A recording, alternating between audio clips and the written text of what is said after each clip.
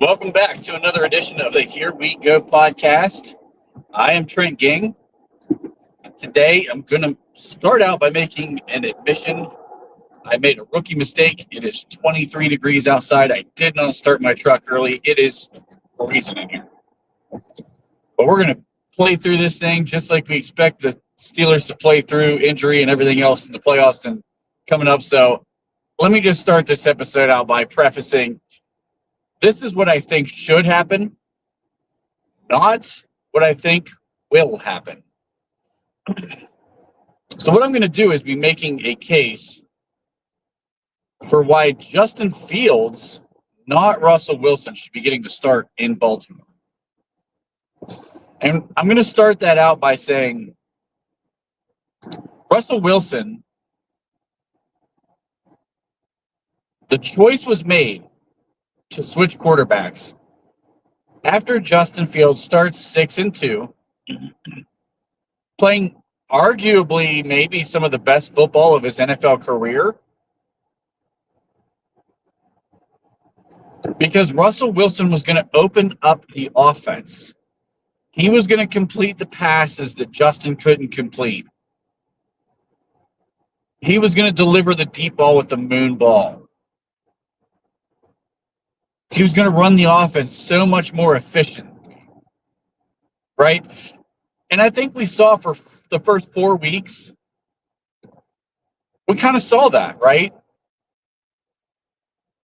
But also, I think, and something I kept mentioning at the time was, really, you got to take it with a grain of salt, because look at who he was doing this against. Teams like the Jets, the Giants. Yeah, he played well against the Commanders. The Cincinnati Bengals. I mean, it was teams that, in large part, number one, a lot of those teams didn't even have their full secondaries in there, and they were already bad teams to begin with. I think the Jets were missing two guys. Or no, the Jets were missing three starters the week we played the Jets in the secondary. The Giants were missing two starters, and then another got benched throughout the game. These were largely backups. I mean, even going into the Commanders game, Marshawn Lattimore did not play. The trade had happened before that game. He was still injured. He did not play. I don't think Emmanuel Forbes played. I forget which one. One of the other starters that had been the starter all season was missing in that game as well. He was not playing against team starters. And I would say the Commanders' defense was better than what he had been seeing at that point. But he was not facing playoff quality defenses. And so everyone got so excited and everybody got all ramped up about, yeah, we're definitely a Super Bowl contender. It was on all the national media outlets. I think there was a lot of people in Pittsburgh media, as well as, fan base, that were really buying into this idea that Russ made us a Super Bowl contender. But what happened once we saw the actual gauntlet part of the schedule come through? The Eagles, the Ravens, the Chiefs, and now even the Cincinnati Bengals, that has been historically bad. Because that same production that we all thought was there really fell to the floor. And I don't think anything's more telling than Russell Wilson leading our offense to 91 yards partway through the fourth quarter against a just absolutely horrendous Cincinnati Bengals team. And so you have a couple of options here. You could either say, well, the offensive line was really bad that game. Maybe. But if Russ doesn't hold the ball for 3.5 seconds, on average throughout that game, is Trey Hendrickson going to get 3.5 sacks? He got 2 of them regardless, probably. But is some of the other pressure going to get there the way that it was? Another way of looking at it is to say, well, he doesn't have the weapons around him. It's George Pickens, and then it's nobody.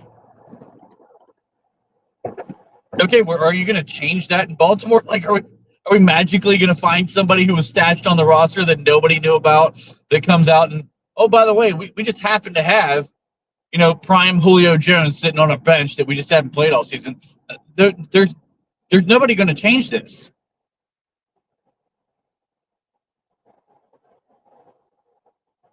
That's it. I mean, the only guy who's been stashed all season is Roman Wilson. He's not going to play.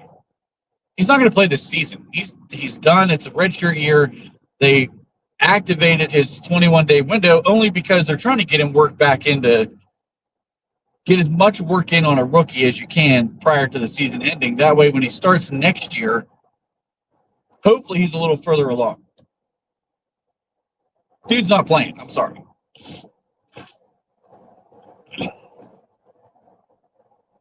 So what's going to change? He's not going to throw any more to the middle of the field. Neither he nor Justin Fields were actually using the middle of the field very effectively. He did finally start getting the ball to Pat Freiermuth. A lot of that came later in the game, though. So what's going to change? Is Russ finally going to find that magic that he had against horrible defenses? When Baltimore's defense has been playing very well as of late, I doubt it. This switches my argument back to Justin Fields. Justin Fields played with the worst version of the offensive line early in the season than what Russell Wilson has had as of late. I don't think it's controversial to say Broderick Jones is playing much better in the back half of the year than he played in the front half of the year. I do think it's fair to say that Dan Moore is playing back to like Dan Moore standards, not like he was in the first half of the year. But Isaac Seumalo was playing pretty bad at the beginning of the season. Not only that, but Spencer Anderson was starting at times before Mason McCormick took over. And at one point, you had McCormick and Anderson playing together while Justin Fields was out there. So it's also fair to consider that Justin Fields was playing with the worst version of the offensive line and still found success. He found ways to win games against teams that were playoff caliber teams. The Chargers, namely, being one of them.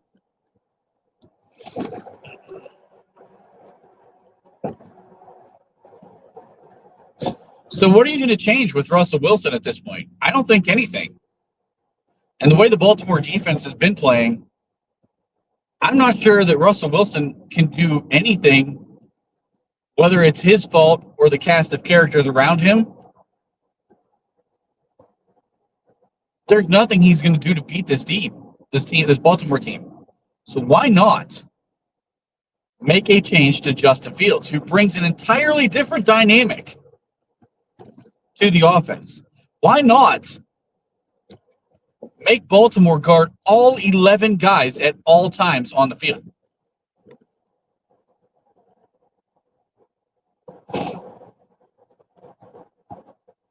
You run the ball on first down every time, as Tomlin talked about.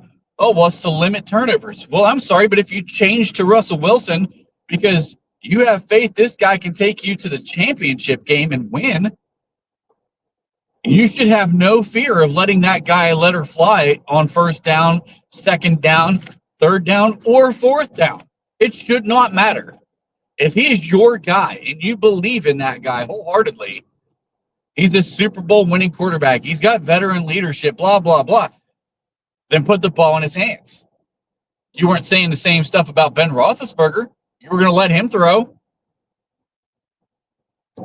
That tells me that you don't believe in a guy like Russell Wilson to go win you a game.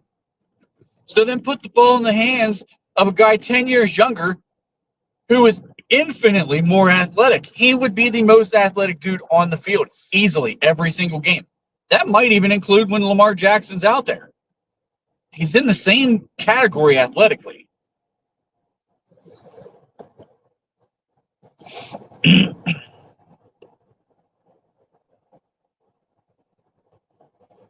Justin Fields, if you're going to be predictable and run the ball every time you touch it on first down, he at least can open some running lanes and make the offensive rushing attack more efficient. Simply because if you run some read option stuff and there's a threat for a quarterback keep, and the defense knows they're going to use him to play action and roll out of the pocket, they cannot come crashing downhill every time Najee Harris is a threat to touch the football. Which is what Cincinnati kind of did in that game. I mean, they were coming pretty hard downhill on first down. You cannot do those type of things when Justin Fields is there, because if he pulls that and your edge guy can't keep his contained with a guy like Justin Fields, which, let's be honest, not many edge guys are going to contain Justin Fields. So if he pulls that ball and gets outside of the end, I mean, he's running for a while. You're talking probably a minimum 10-yard gain if you're sending the middle linebackers to get in and fill the holes hard. It's just not going to work. That should allow somebody like Najee Harris to find more openings and be a little bit more efficient in the run game, even as predictable as it would be. And against Baltimore, I'm sorry, but you don't want to get into a scoring game. I mean, that team, we've had their number, but guess what? They just got this monkey off their back.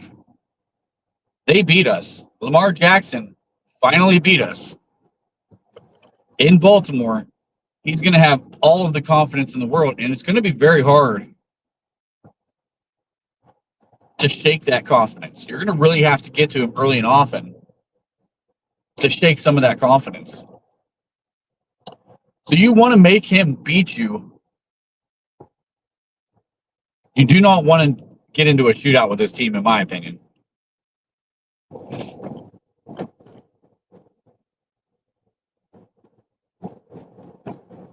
I thought Justin Fields protected the ball pretty well. He had a couple of bad mistakes in those first 6 games, but for the most part, I thought he protected the ball fairly well.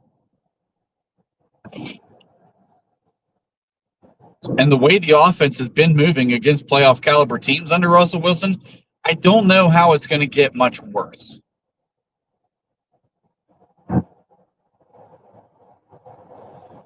The one playmaker on the team, and George Pickens, he and Justin Fields had a connection, even if Justin didn't find a connection with anybody else on the field. I don't think there's going to be a ton of drop-off there. Justin was getting the ball to George. He was force-feeding the ball to George at times. He wasn't throwing for a ton of yardage.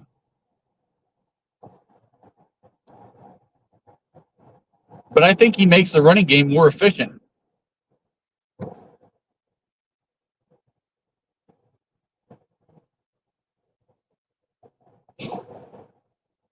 And it could be,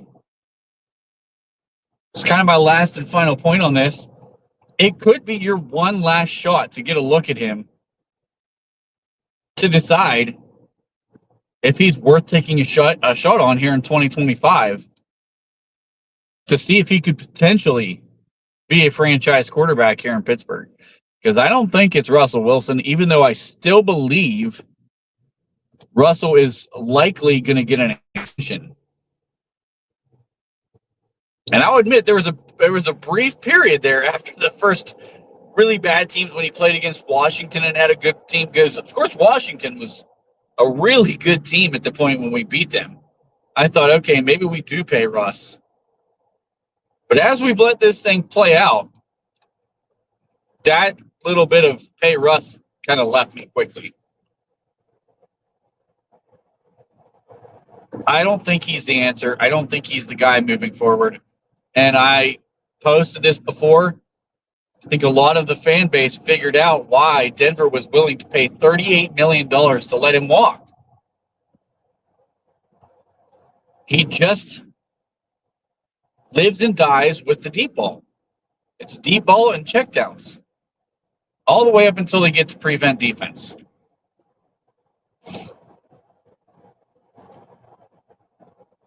I think Justin Fields is the best option in this Baltimore game. I think he's going to change their defense and whatever their game plan is. And you have to practice for this and things like that. It would be reported everywhere if he was taking first team snaps. It's not going to happen. But I think he would bring a totally different dynamic to this game, and I think it would really give Baltimore a lot of issues. I think it would give Baltimore a ton of issues. So I don't believe it's going to happen. I do hope that we see some packages where Justin gets in the game and at least changes the look a little bit, brings something different, because I honestly think Arthur Smith has got to throw the entire kitchen sink at Baltimore. Everything that you have in that playbook that has a chance to work needs to be used in this game. I do not want to see a Cordero Patterson freaking toss play. I do not want to see Cordero Patterson on the field. He can return kicks if he wants to, even though he's the worst damn kick returner in the NFL, which is why he was brought here. But he can return his kicks, and then he can never see the field again. I'd be perfectly fine with that.